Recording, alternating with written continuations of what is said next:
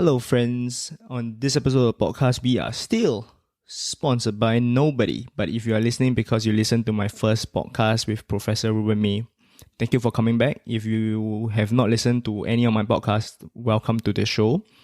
On this episode of the podcast, I have two of my closest friends. You can just know them as the Kai brothers. Kai Xiong, the younger of the two, is a professional MMA fighter. And Kai Xiong, the elder, he does a lot of stuff, but mainly he whoops Kai Xiong's ass for a living. We talked about a lot of stuff ranging from social media addiction to the Olympics to the death penalty in Singapore, and we rounded things off with coming up with our top 5 MMA fighters of all time. If you are not a fan of MMA and do not know anything about it, don't worry. We left it to the last part of the podcast so you don't have to listen through it. I had a lot of fun doing the podcast with them, and I hope you enjoy it too. So without further ado, let's get to it.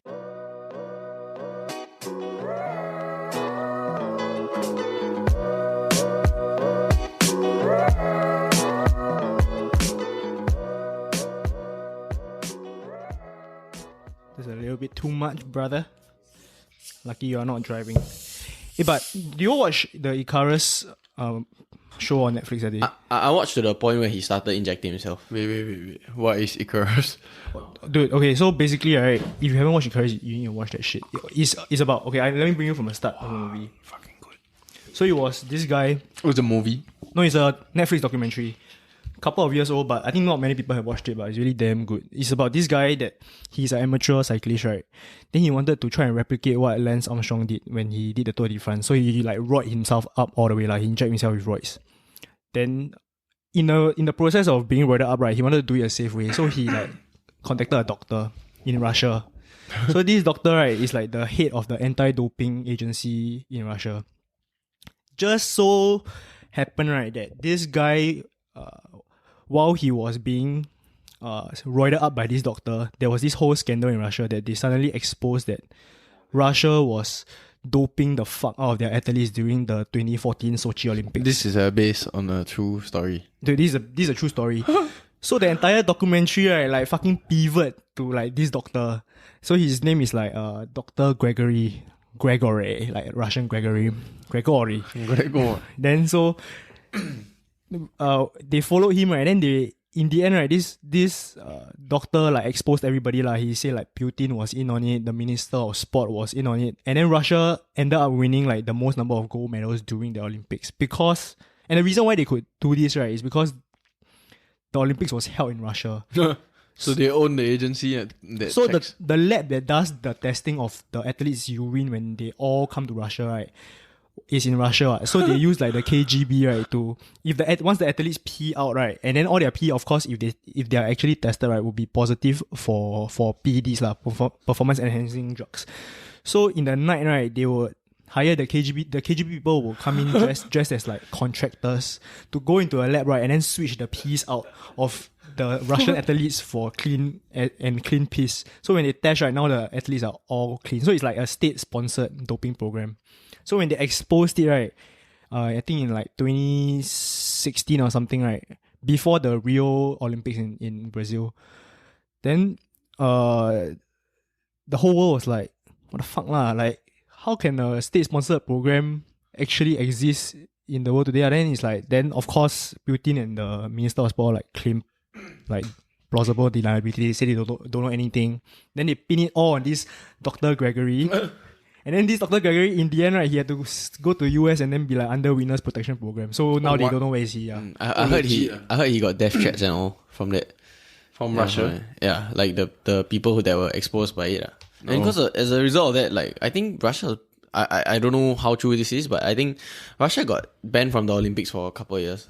Or maybe in certain sports or something. No, so that's the bullshit thing. Like, they exposed this before the 2016 Olympics, right? And then so they brought it up to the Olympic Committee. And then everybody was expecting the Olympic Committee to like ban Russia from their Olympics, right? No, brother. They just let everybody through.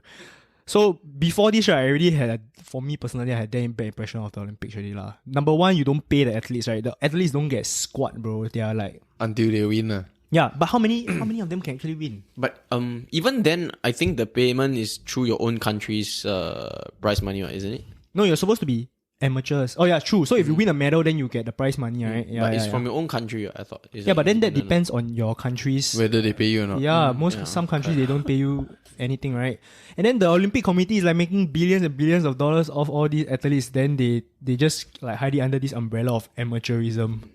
So Your Olympic athletes are supposed to be amateurs. Yeah, they're all most supposed to be amateurs lah. Like that's what they do most of the time. That's why you don't really see like the big names that go and take part in the sport.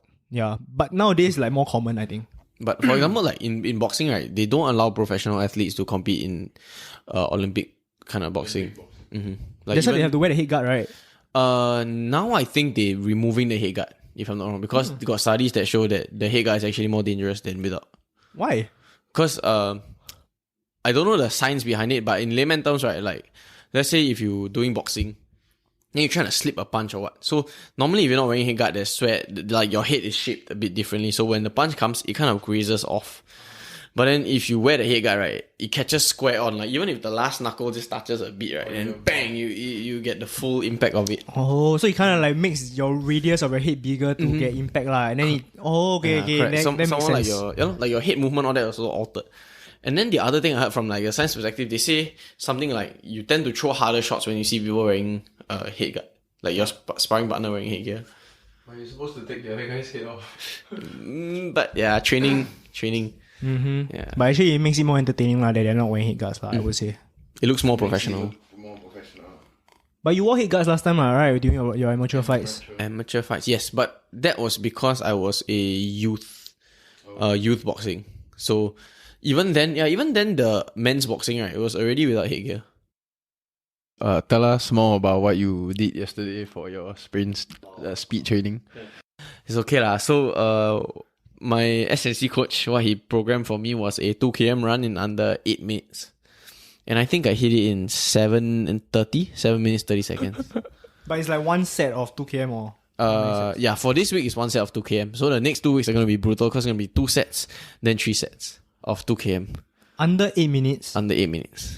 Okay, I think one set is still quite doable for you, but 2 sets, 3 sets is where you're going to feel it, bro. Yeah, 3 sets fucking shacks. So how long rest do you have in between sets? I think it's until 100% recovery, if I'm not wrong. Oh, so you get to do whatever you want. Because ideally you want to go as high the maximum lung capacity kind of you want to be like maximum output. So if you rest too short, then it's diminishing returns, which is not what you're trying to go for. But other than that, do you have to do like any other form of cardio, or this is the... actually, this is not really cardio. This is sprints. It's like high intensity a bit. Yeah, different energy systems. Who's your SNC? His brand is called Black Cat Movement. His name is Jared. So basically, he does a lot of a blend of like mobility and strength training.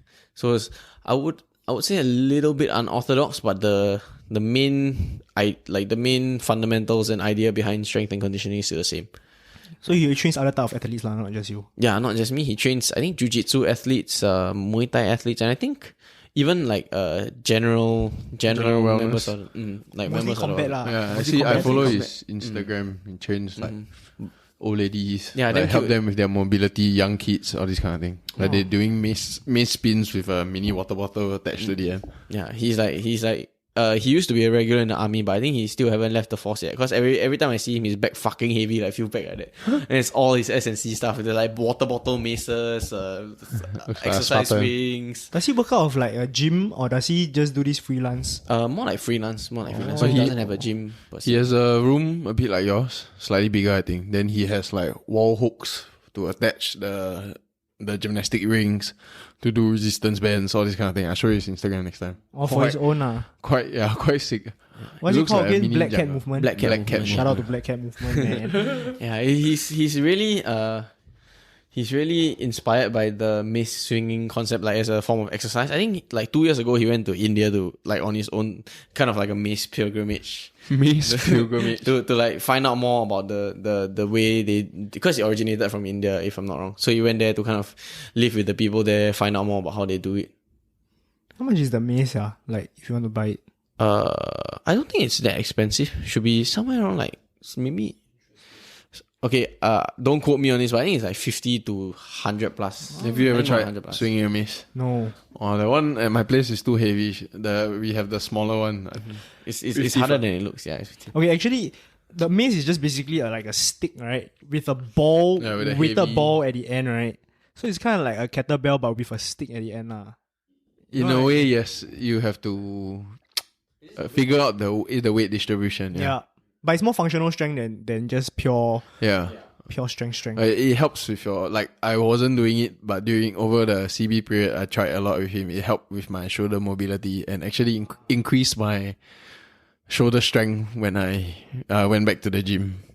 Yeah. I got fucked up shoulder from doing shoulder press like a year ago. To now still I feel like the socket is like out of place. I'm gonna do his.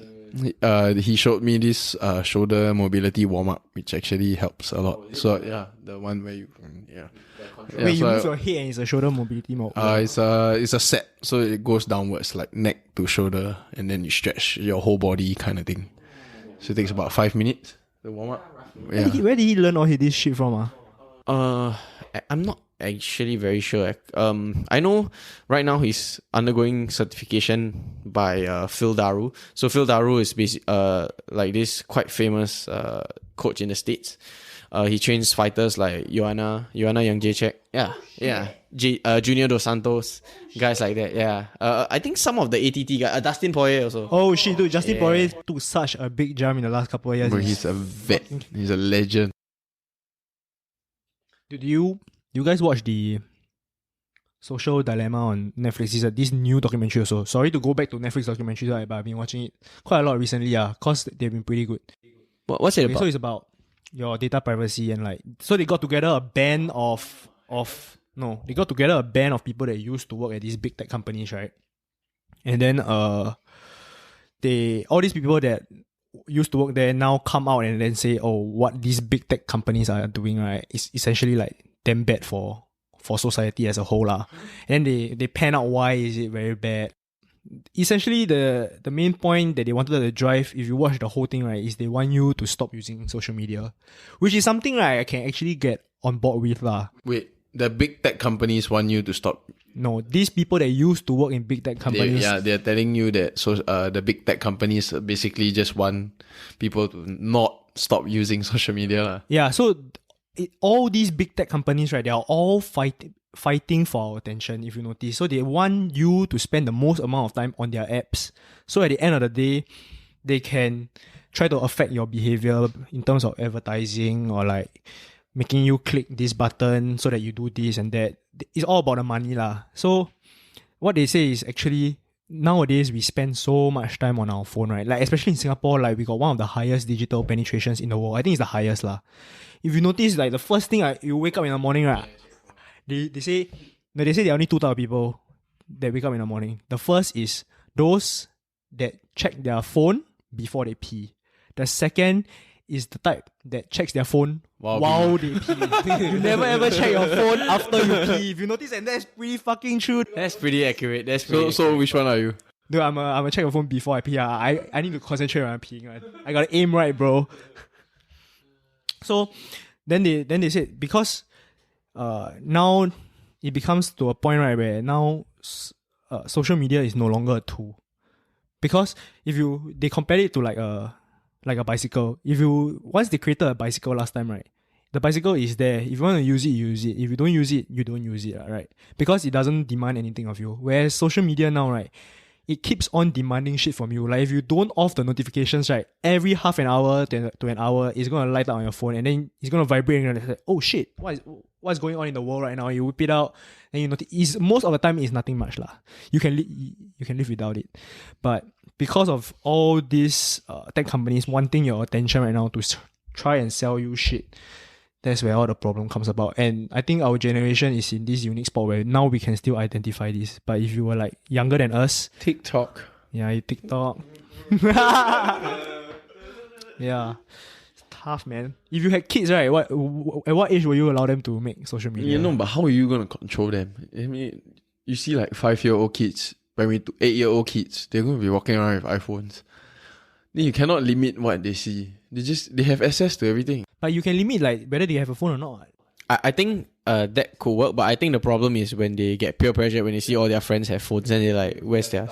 I think then you have, for me personally, then I will try to... You have to explain to them what power you're giving them, I guess. Because I think at 5 years old, you really don't understand what's the power of a phone nowadays. A phone now, today, means so much more than a phone last time. Last time, you can only SMS. If you had unlimited SMS last time, right, you were the shit.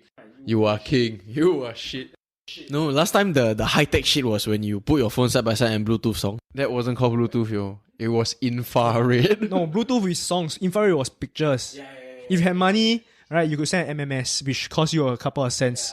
No, it's But right now, right, if you give a kid a phone, right, dude, you expose them to the world. they're gonna see whatever and then they're gonna want it, and then if they can't get it, they're gonna get depressed. And Yeah.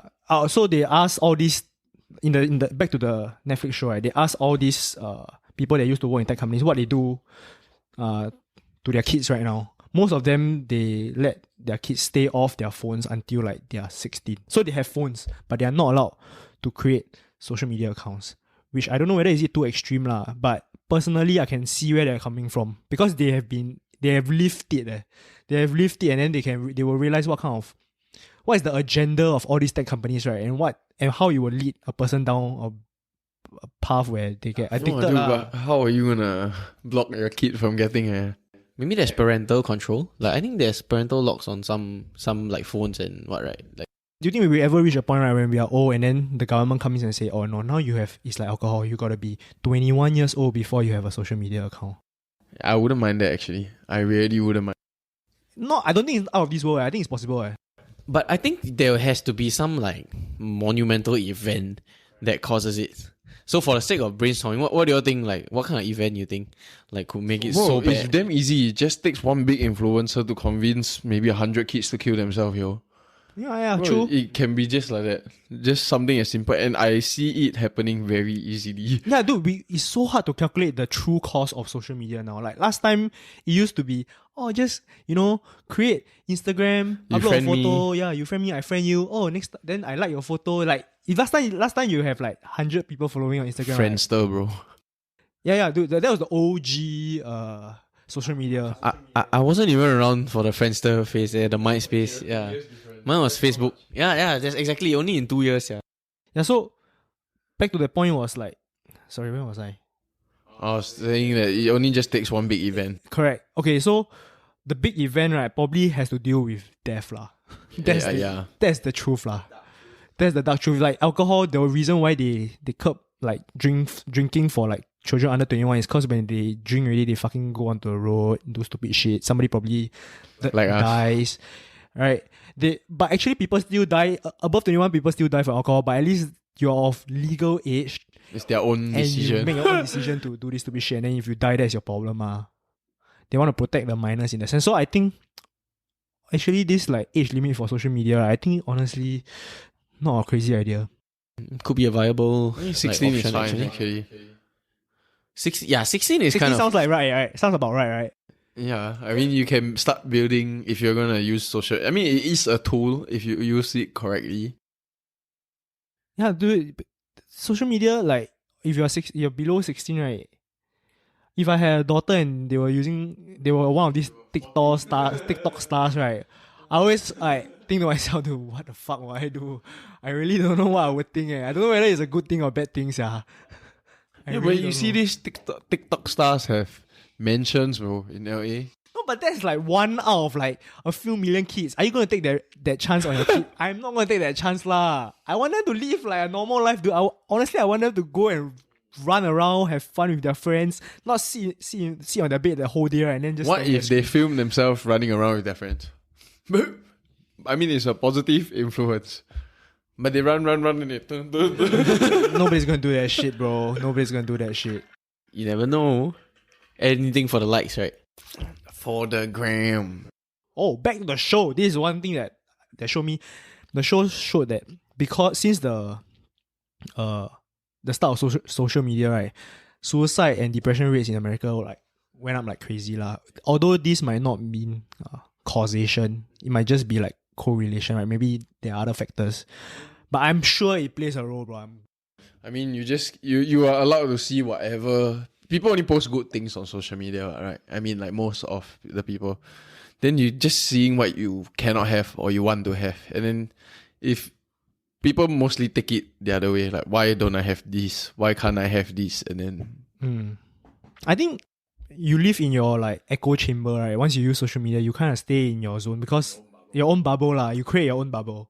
Then as you're in this bubble, right, and you surround yourself with people that live a certain lifestyle, right? Then if you are not living that certain lifestyle, right, then you kind of think to yourself, what the fuck am I doing in my life lah? I mean, you can take it two ways lah. How are you going to achieve that life? Or Yeah, but then what if that life is really not you, and then I get what you mean. that's what society tells you your life should be. So you follow or you make friends with these type of people, but actually you realize that that's not you. You know what I mean? You know where I'm coming from? I think you kind of rely on your own earners to be aware of that, but it's hard to realize, Especially when you start so young. like whether you're doing something wrong if you don't even know that thing is wrong, or it's not for you. But like you say, a lot of pressure, then you just feels too awkward to kind of change. That's why for you, for example, right? Like it's lucky that you didn't build this echo chamber of people telling you like, no, you need to get like a decent job. You need to, and maybe because it happened to you at an early age, pre-Instagram going all crazy and shit, right? So you decided, fuck it, I want to be an MMA fighter. No matter what other people tell me, this is what I'm going to do, right? But for kids nowadays out there that like they're 16 right now, then people tell them, oh, you need to get a stable job. You can't be an MMA fighter. You can't do a podcast, for example. Like, no, that's not what society wants. Then you are like, this type of people, right, I think they will never feel satisfied with life. Like, they will always feel like there's something to life that they cannot fulfill. Like, for example, if you are not an MMA fighter now, do you think you'll be happy with life? I don't think so lah. Yeah, I think I'll be damn fat and damn miserable, man. Yeah, and zero. I think I'll be like a typical Asian business school kid, trying to hang out with the cool kids, have a regular uni life. Not saying that it's bad, it's just not me, I guess. Yeah, and I think a lot of people are actually like you. It's just that they fall into this trap of society telling them that no, this is you, right? If you are not this, then you're not part of the so-called contemporary society. Not accepted by mainstream in a sense. In fact, I agree. I'm sure like a good, I want to say like 30%, but maybe that's a bit extreme. Like of people working like regular hour, like the menial office. I'm not shitting on office jobs, but like people in those situations where it's very repetitive, I think a lot of them probably had their inkling maybe last time, but they kind of just got caught up in the rat race, and then it's damn sad. It's quite tragic. But there can't be that many people that want to do office jobs, right? Honestly, do you really want to sit in office? I don't think anybody really wants to just sit in office. And I think that's the thing about our group of friends, like the 10 of us or 12 of us, right? We all kind of realize that we all don't want to do office jobs. I think that's just the way that we grew up. Like, dude, I have friends, right, that love doing office jobs. That is their goal in life. That's their goal in life. And it's totally fine by me, but that's just not, I don't think that there are that many people in Singapore that want to work office jobs lah. And that's why a lot of people like either end up depressed or end up saying, wow, life damn routine. Like every day I wake up at the same time, finish work at the same time, I come back home, not much time to do my own shit. I fall asleep and then we start. I wait for the weekend. Weekend comes along.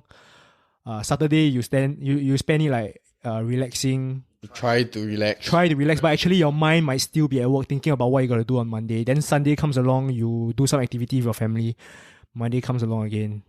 And then here we go again. You wait for the weekend. Same shit, different day. But that being said, right, I always found it like quite admirable, even though it's damn miserable. Like for people who know they don't want to do it, but they still kind of like bite down and do it anyway. I guess some people have no choice, because they kind of feel that need. And I think to be able to do something you don't want to do for so long, right? I think it's quite impressive actually. A certain kind of grit.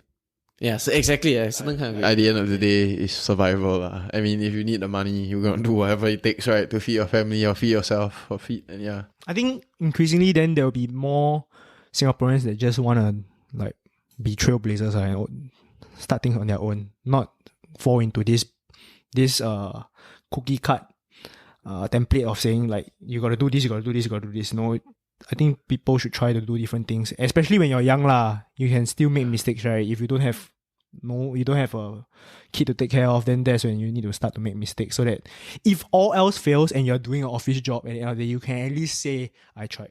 Yeah, like you're saying, like you see people sitting, like older generations, just now you're telling me that he see the older generation sitting around, so they look back like what you said, oh, So sian. Every day do the same thing. I think you regret what you didn't do more than what you did do Wise words. at the end of the day. Yeah, I think everybody should have a hobby. And if you can turn that hobby Into a money-making commodity, why yeah, not? That's the best thing lah. Yeah. Then you won't feel like you ever have to work like a day in your life if you really get to do that. Who said that? Yeah, who said that? What was the quote? Like, Find something you love to do as work, and you will never have to work in a day of your life. Somebody said that. I think that's my goal in life now. right? But that's the far further end of like the exact opposite end of the rat race spectrum. Like, it's very hard to find something that you absolutely love and you can like make a living off it. What you love, right? It has to be a point where what you love doing and what you produce while you are doing this thing you love, right? Other people like that shit also. And they like consuming that shit that you're producing. Then that's how you can turn in. Unless you are like you are born into wealth lah, then you can essentially do anything you want lah. Then fuck it lah, yeah lah. Everything is settled already. If not, then you either find a way to make people like what you are producing as a hobby, or you fall into that cookie cutter template of society lah. Right? I think that's the only way. Is there any other way? Maybe, I don't know. I haven't thought of it. Yeah, so I saw this on Facebook yesterday. I think it was by Youth SG. Did you see? I shared this guy. I think his name was Richie. He used to do parkour as a career. I'm not sure if it's a career, but he broke his leg. So he liked vintage shirts a lot. So he actually set up a vintage shirt company, selling vintage shirts, and he's actually doing quite well. Oh, I follow quite a few of them. Do you remember the name of the Instagram name? 55 Vintage. So it's haha vintage. Yeah. Is he Thai? No, he's a Singaporean. This is a vintage 50-cent shirt bought by my friend Elmer. Shout out to Elmer. Elmer. Vintage shirt, bro. Yeah, I'm all about that vintage life also. And that's another shitty part about working in corporate world. You can't rock any of these. Oh, yeah, that's true. White shirt, blue pants, brown shoes, belt, pomade, hair. Wonder when they will change this stereotype and just let people wear whatever the fuck they want. I guess dress code is a kind of professionalism. Yeah. No, but then not everybody looks good in a suit. Not everybody looks good in a suit. Like, I don't think I look that good in a suit lah. You know what I mean? There are some people that, like, once, yeah, they wear a suit and you're like, damn, that looks like a sexy motherfucker. Whereas when other people wear a suit, like, nah, this guy's not born to wear a suit. I know what you mean. So, Xiong, so now you're still allowed to have striking classes lah. Yes. I actually just started at somewhere new. So if the rules are a little bit iffy, to be honest. There's no like fixed guidelines to what you can do. So for the most part, striking classes like stand up, like kickboxing, boxing is fine. In fact, I think even sparring is okay. But the confusing part is when they say there's no prolonged contact, so you can only like be in contact for 5 seconds at most, which I don't see the logic behind at all. Yeah, they straight up telling you can't have contact lah. No, wing, you can do it, wing, but no, wing. Yeah, so but striking classes is okay lah. I think that's what most people like to do lah. Yep. So actually, when it first started, it was a period of time that was really bad. Like after one person uses a punching bag, immediately have to wipe it down before the next person goes. It doesn't make sense. Yeah, it doesn't really make sense. You're in a gym, everybody. I think sooner or later they will have to just reduce these ridiculous measures. Not to say like these measures are not good lah, because honestly I think without all these crazy measures, right, we won't be like having such a low case count. Agreed. It's like the lesser of the two evils. Like you rather get the whole country get infected, or you rather like if we were still in circuit breaker mode, right, dude, I would have fucking gone crazy by now. For sure. I would have broken the law. I would have just went out and do my own shit, and then I'll confirm meet my friends already. I'm not going to be stuck in, even though I like to sit in this room and have a podcast, right, I can't be doing this right now. I would have went fucking crazy lah, for sure. How long do you think you'll be able to survive isolation by yourself, no contact? It's different, right? Dude, I can live no contact with people if there's like space and there's things for me to do. You know what I mean? But if you're telling me I have to sit at home, like cooped up in my own room apartment. Mind you, I'm still quite privileged that I have my own room. Imagine if you share a house maybe with 6-7 family members, you live in like a 2-room flat. you gotta share a room with 3-4 people, right? I'm happy I got him at home. We can do stupid shit to each other. But the thing now is like you at least both have like your own rooms, so that you kind of have your own space, you know. To imagine if we stay in this room like that, right, for like 4 months, bro. You gotta get on each other's nerves so bad. I shit you. Wait, what?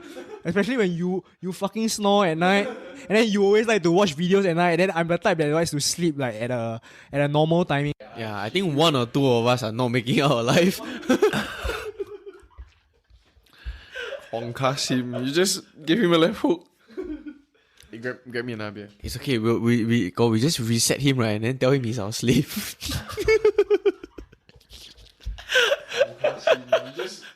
We need to get Major onto this podcast one day. Hopefully when the time is right. Yeah, man. One day. Yeah. Something is going to come up, then we can have it. I think we know what's that thing, but we're going to wait for the official announcement, then we will make it happen. Dun, dun, dun. What's happening? What's happening? Yeah, this is a precursor before we do our fight companion during the Stylebender and Paulo Costa fight. Oh yeah, that's this week or next week? Next weekend. The week after this, so like the next weekend, yeah, not this weekend. Sunday, yeah. Then we're gonna play. We'll play it here, and then we'll do a fight companion. I think that will be interesting. Sunday now only can go church once a month. Yeah. You also never sign up. Dude, what do you think about we let's go to another topic. What do you think about the death penalty that they gave to this guy? Yeah, I read, but it's I think it's very harsh for something like that. But isn't that a lot of heroin? I'm not very informed on this, so I don't know how much is 40 grams of heroin. I don't know how much you take at one time. But Okay, but minus all of that, right? The main thing that they are fighting for is to delay his execution because his family members are in Malaysia, so he cannot see his family members during this coronavirus period lah. Whereas, and because he's a Singaporean, right, they kept his execution date because they like kind of assume that most of his family members are here. But if you were a foreigner on death row in Singapore, because you can't see your family members, they have delayed all their executions. So that's why they are appealing. I think it's a valid reason. Yeah, dude, if you're taking a man's life, at least let him see his family members one more time, right? it's something irreversible, like. And you're not saying like, okay, let's say maybe he was guilty of whatever they accused him of. Even then, right, like you're not changing the verdict. You're just delaying it by like however long it takes, you know. But the point is, do you think he should drug traffickers be executed? That's a tricky one. I don't want to get in trouble. I don't think you get in trouble, but I don't think it's wrong for them to execute. But at the same time... Okay, so this is the two main arguments that I have thought of on both sides. So for me, I don't know whether I'm for or against the death penalty, but I can see both sides. So on the side that is for the death penalty, right, they would say, you already know that if you carry this much drugs, you would face the death penalty. So if you get caught, you gotta face the consequences, right? So that's the side for the death penalty, lah, right? For the side against the death penalty is, who are we to take a man's life, right? Like, right? And we should always try to rehab these people so that they can fit back into society, lah. This is the two sides that I think keep clashing heads. And then our policymakers have decided to go for the death penalty because they see it as an effective deterrent, lah. Yeah, but the thing is, okay, one argument is, how can you kill a man over something that is legal in another country? You know what I mean? Depends on what type of drugs you have, lah. But yeah, I mean, like... Nah, you can't say that, bro. Concentration camps in North Korea are legal. Should they be legal here? Hell no, you can't say that shit, bro. That argument doesn't hold anyway. True. But by that same token, right, the argument that they make that you know there's a death penalty, hence you should face the consequences, also doesn't really make sense. Why? Because just because something is institutionalized doesn't mean it's correct. So the presence of the death penalty doesn't warrant the death penalty. You know what I mean? So, but then that's another longer stretch argument that extends. Wait, say that again. Okay, the presence of the death penalty doesn't warrant the death penalty itself. So, for example, let's say I tell you, okay, there's a fine for scratching your butt. Okay. Then you scratch your butt, then I ask you to pay a fine. But does that make any sense to fine you for scratching your butt? It's your Yeah, own butt. but you wrote it in the law. That's true. But Right. I mean, if you are capable, I mean, if the law is capable of being passed. But then that's the argument of like whether the law itself is valid or not. But that sounds a bit deep. But you're saying like because he only harms himself lah. Okay, but no, but in the law, right, they draw it as you have to be able to prove that you are not trafficking the drug. That is for your own Then you can avoid the death penalty. But in his case, he couldn't prove that because okay, based on the assumption that 40 grams of heroin is a lot, I really don't know. Okay, because I've really never taken heroin. If that is a lot and then he can't prove it, then they straight away say, okay, you go into the gallows lah. But then again, it's tough also. Maybe there's a lack of information. I have no idea lah. This issue is too complicated for me. But for me, if you put a knife to my throat and say, should there be a death penalty in Singapore? I say no lah. So what do you think should replace the death penalty? What should replace the death penalty? Life sentence. Yeah, that's the next worst thing, right? But what if we run out of space? What if we run out of space? Okay, then I think there's a conversation. I think that's not the issue. Like Singapore prison has never said like, oh shit, we have too many criminals. In fact, I think they have quite a lot of capacity. The problem is how effective it is as a deterrent. Do you know what I mean? If let's say we put 5 people to death for doing drugs every year, if we actually remove the death penalty, right? How many lives does it actually save? If we remove the death penalty and it saves 3 Singaporean lives, you understand? So we essentially save these 5 people, but we lose these 3 lives. So technically we have saved 2 lives. Does that make any sense? You know what I mean? Yeah, but if there is a death penalty, we kill these 5 people, but then we save 10 people. Correct, right? But then This is an ethical principle conundrum right here. Even if you just play the pure numbers game, right, it's also not right because people come out and say, oh, but these 5 people are criminals, so their lives are like worth less than a normal civilian, so you can't count it as 1:1. So this argument can go on forever. And it's really an ethics thing lah. Fuck. And I'm a fucking idiot, dude. I can't do this type of decisions. I think there's no right really answer. put a knife to my throat and say, do you think there should be a death penalty? I think no. I think this problem is just as confusing to kind of tackle as like the abortion kind of whether there should or should not be. I think it's in the same. Yeah, but okay, honestly, Singapore hasn't really had a drug problem. You don't see like homeless fellas. No, then people can't say we don't have a drug problem because we got a death penalty. Yeah, so it might be a deterrent. I mean, you don't see like homeless people or like needles on the street kind of thing. Okay, wait, if you all never read the article, right? I read the article about this Mr. Ravi that is supposed to be going through It's like a really famous lawyer for like human ethics. No, Ravi Ravi is the lawyer. the guy that is on death row. His name is Shah something. Su Hill. Okay, I might be butchering the name, but okay. So actually, right, dude, do you read the letter? It's super eloquent, yeah. Like this guy I think his English is like is better than most of us. It's definitely better than mine, lah. it's well written. I'm not going to read the entire thing, but the point that really hit me hard was point number 4, where he said, I love Singapore. Everything I love is here. Being Singaporean, though, has expedited my execution. That means he was saying, They push forward. because I think most of his family is living in Malaysia. So what he's saying is, if he was Malaysian, he wouldn't be executed. I think that's what he's trying to say, lah.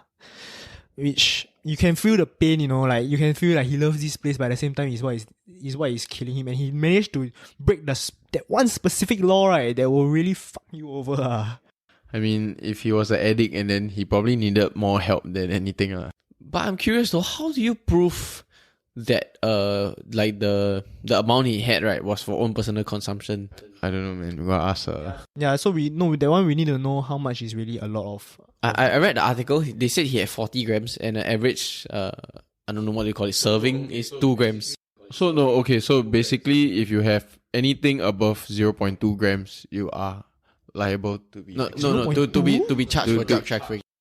to be charged for drug trafficking. 0.2, Sorry. that means Yeah, so it's basically a 20-cent coin if I'm not then wrong. 40 must... Okay, 40 sounds a lot then, but I don't know. Okay, if we put it into context, right, of what we can actually understand.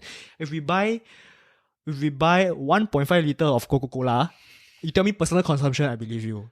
If you buy fucking 1,000 bottles of 1.5 liter bottles of Coca-Cola, then you tell me it's for personal consumption, I say, get the fuck out of here, man. Yes, yeah.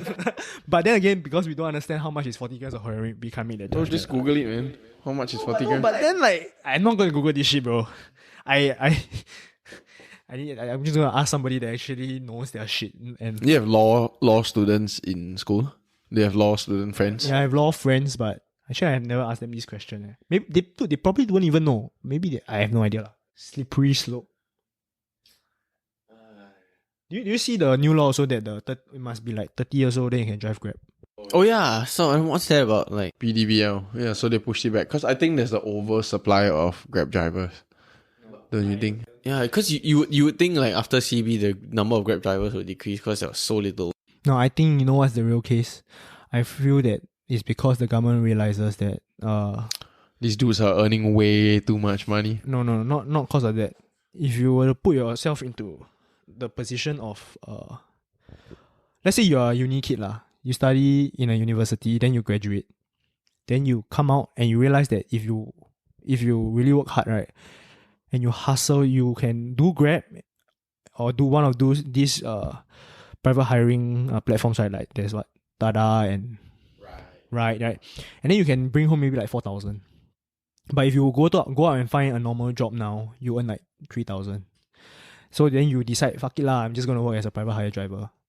So, but what we don't see, right, is that the government has probably put in a shit ton of money to educate you as a uni student. Then now this uni student come out and work as a...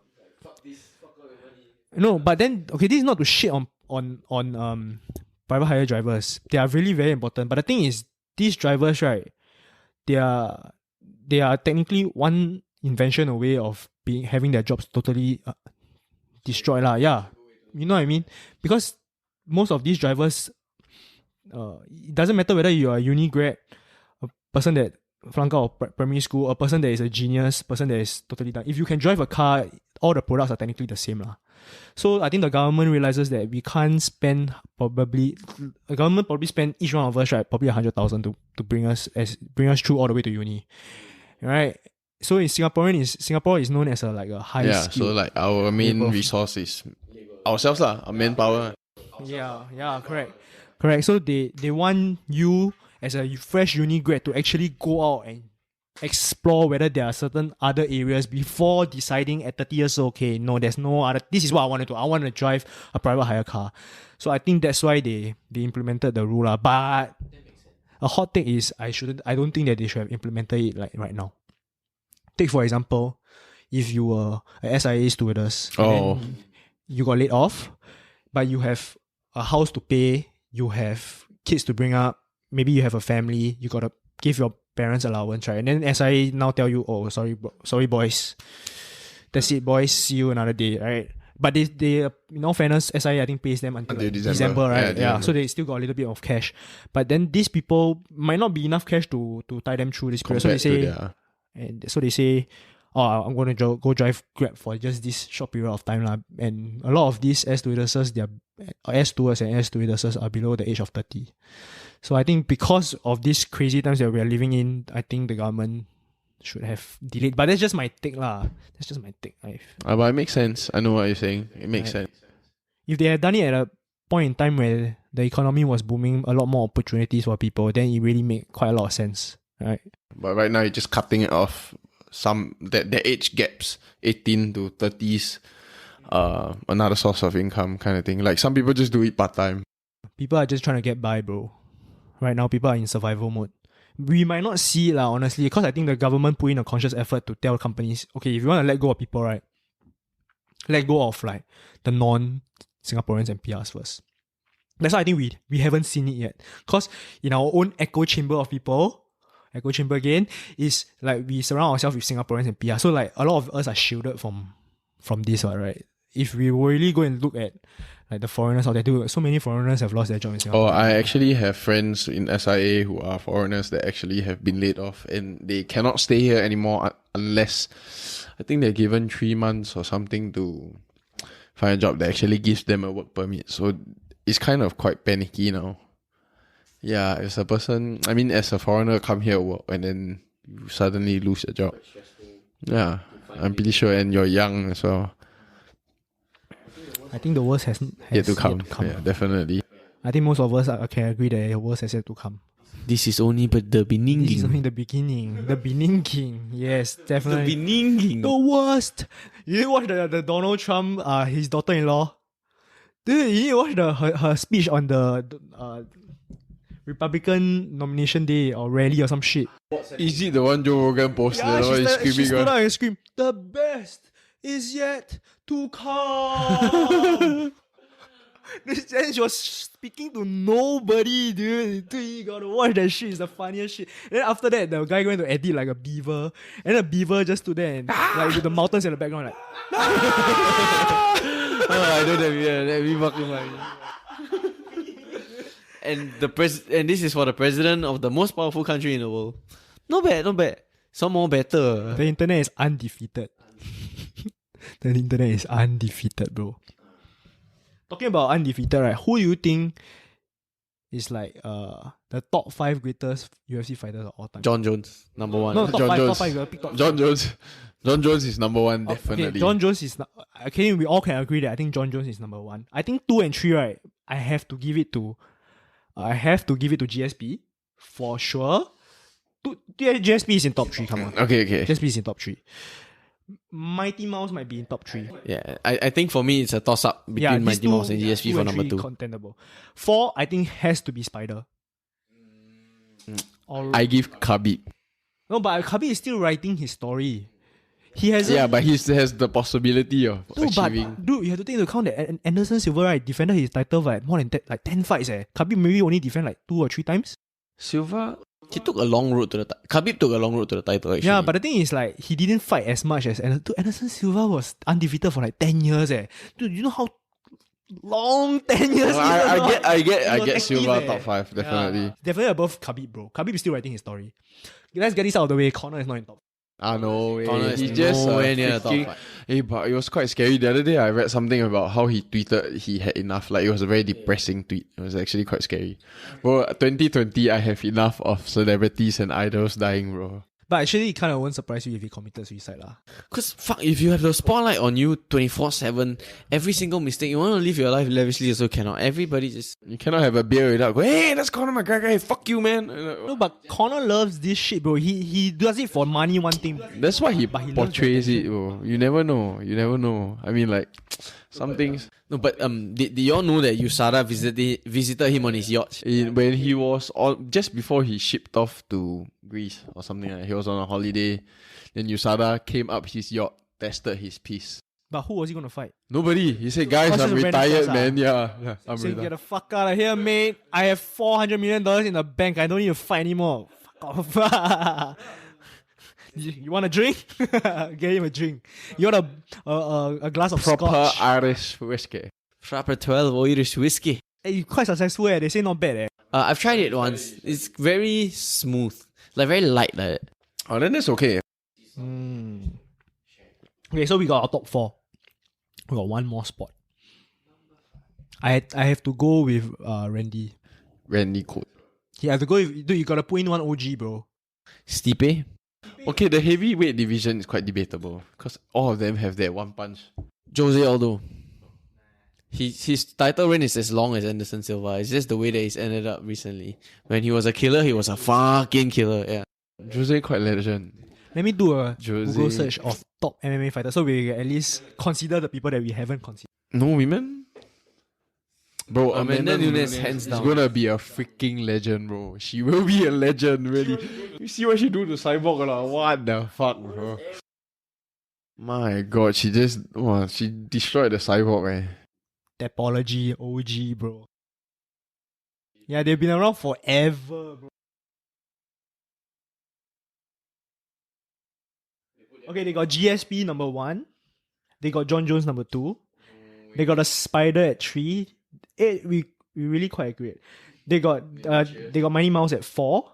Oh Fedor. shit, they got Fedor at 5. Okay, if anybody was a greatest heavyweight of all time, Okay, actually DC. Yeah. Yeah, but DC, top okay, 10 for DC sure. might not be 10 top for sure. 5. if DC actually beats Yeah, top Stipe 10. like twice, beat him 3 times, right? He's definitely top 5 for sure. If, But he never beat Jones.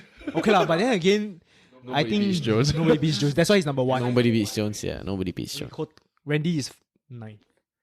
Oh, Kirby is 8. They have Kirby at 8. I think okay, Kirby top 10 is that I can live with that. As long as top 10 doesn't have corner, you know it's more or less accurate. Connor is 16, bro. They got hell no. They got Dominic Cruz above Connor. No, he was a stud, but I don't think like he impacted the sport as big as Connor. Maybe the light. Yeah, for sure not as big as Conor. Nobody impacted the sport as big as Conor. Yeah, Connor is the one that made UFC go, whoo! Oh shit, we forgot about Matt Hughes. But Matt Hughes is a real fighter. Did you see he got into a car accident? It's damn sad. Yeah. It was damn sad. Was it a truck accident? Yeah, I think it was 2-3 years ago, right? And he's had a neuromuscular disorder since then. Like, he cannot walk properly, cannot talk properly. And he has been grinding physio, and I think about a month back, I saw him start to run again, and then the look on his face is amazing, bro. Like you see his Instagram, like it will timeline his recovery. Wow, yeah, your heart will be so touched. Hot take here. I really wish that Mighty Mouse didn't go to 1FC. He could continue to write his story. I think he's done enough. Oh wait, we didn't even realize that cocky motherfucker is not in the top 10. What's that guy's Oh, name? hey, Nate, no. No, Henry Cejudo. Oh, fuck. Okay, like, athletic achievement wise, maybe, but as a fighter, nah. Dude, in fact, that DJ fight, right, it wasn't even convincing that to me that he won. Yeah, it was a toss up. I think either guy could have won. I would have given it to Mighty Mouse based on the fact that he's the champ, and you can't take it away from him unless he gets knocked out, submitted, or like really like had a few 10-8 rounds. But then again, you can't say that because like technically every fight should be equal scoring. But come on lah, it's DJ, bro. Hey, you ever played video games, man? You gotta be better than the boss to beat the boss. Yeah, but still. The UFC had so many decisions that were Could have gone either way. way more suspect than that fight. Don't tell me you Like can't what give that to Dana DJ. says, don't leave it to the judges. DJ is definitely top 3 all time. If he had stayed on in the UFC, and if John Jones actually had lost the fight, right, then he will be fighting for number 1 already. JBJ, all the way. Just saying, if one championship ever listens, I'll fight DJ for $0. I'll do it right now.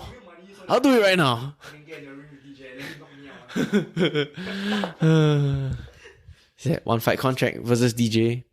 Don't need pay me. Just saying. Damn funny. I think that was once he was streaming, then USADA came to knock on his door. He's like, oh fuck, wait a minute. Then he go pee, come back. Dude, the first podcast that we did that was never published, right, it's too crazy already. That will never see the light. How long of was it? day. Just 2.5 hours. 2.5 hours of us just going crazy. We got a bit too drunk. Too drunk, bro. Today is like a tone down, each one cup. Chill. 2 beers maybe. Next week I have a few more episodes, so hopefully. Oh, you recorded already? No. He's interviewing a few other guests. A few other guests. A few other. Okay. Nice. Yeah, a few different guests, so hopefully it pans out alright. And then, yeah, okay. Thanks, guys, for listening. We're going to put an end to this. Alright, thanks, guys. Ciao,